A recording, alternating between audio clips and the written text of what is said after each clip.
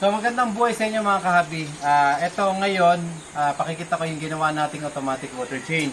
So, sa mga hindi nakakaalam, ano bang purpose ng automatic water change? So, ito po yung mga nakalagay sa ating under sump. So, ibig sabihin, kami po, ako bilang manggagawa, pag lagi akong pagod dahil sa mga ginawa natin kung ano-ano.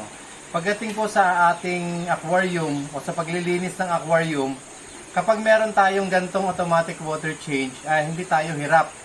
Kasi dito po, pwede ko siyang schedule sa cellphone. Kahit po nasaan lugar ako, basta may wifi ako, so ibig sabihin, pag pinindot ko po ito, pwedeng kusa siya magpalit ng tubig. Kaya nga po, automatic water change, kusa siya magpapalit ng tubig, kusa rin siyang mamamatay base sa setup na gagawin nyo. So ngayon po, ito po medyo komplikado kasi dalawa. So, yung ginawa ko po kasi tawag dito, ginawa kong under sump dito. Pakikita ko muna sa inyo bago ko natin testing dito, Ito po yun. Tayo pakita mo tong ating, So, dito po, ito po kasi yan. Ito isa, dito nakakabit. At yung isa po, dito naman nakakabit. Yan. So, dalawa. Dalawa po ito. So, ang purpose po nito, kapag po nagbagsak ng tubig, mula po dito sa ating aquarium, bumaba dito, ito po kasing unang-unang chamber natin na may pinakamadubing tubig. Kaya meron tayong ganyan. So, ang purpose niyan, siya po ang magtatanggal ng dumi sa ating tubig, ilalabas niya. Then, maglalagay tayo ng mechanical floater sa gitna, taga-refill naman ng tubig. So, ngayon, dahil hindi ko pa na-set up ito, for the meantime, makikita nyo, itong dalawa na to, synchronized to dapat. Synchronized. Itong ginawa natin na to, synchronized dito sa atin. So, sasampulin muna natin dito. Yan. Anyway, shout out kay Sir Shin. So, kay Sir Shin ito. Anyway, pasensya na.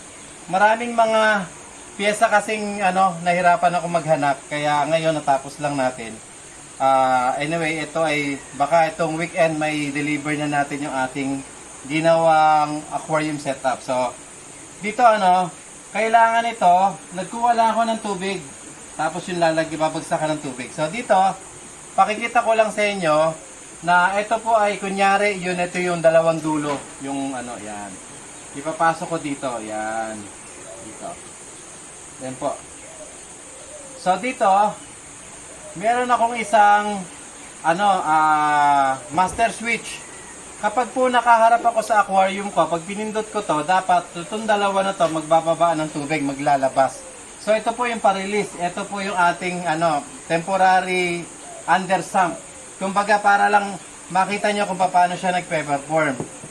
So dito, naglagay din ako ng indicator light. Ito. Indicator light yan, dalawa, kabilaan, kung saan, pag po nakita nyong umilaw ito, ibig sabihin nagpo-perform kayo ng automatic water change.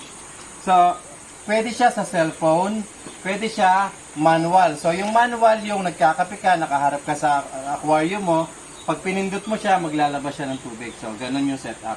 So, dito, tingnan niyo po itong dalawang to. So, magkahiwalay po yan, pero iisa yung switch. Pag pinindot po natin to, dalawa po yung bababa. Dapat dalawa yung maglalabas ng tubig. Yan. So, i-on ko na po ito.